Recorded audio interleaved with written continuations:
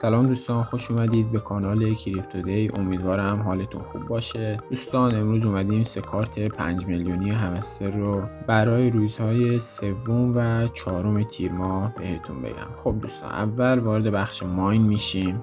اولین کارت در همین بخش مارکت، میایم پایین. اولین کارت این کارت هست. این کارت رو میگیریم،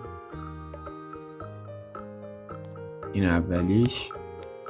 دومین کارت دوستان در این بخش هست، واردش میشیم، میایم پایین.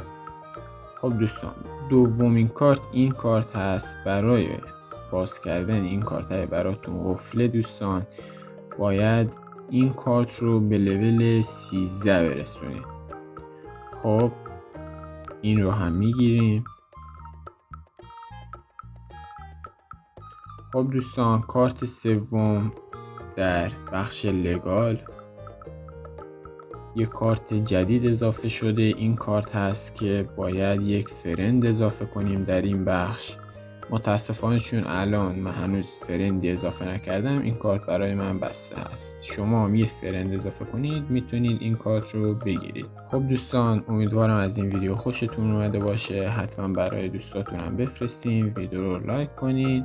اگه دوست داشتید چنلم ساب کنید. تا ویدیوی بعد، خدا نگهدار.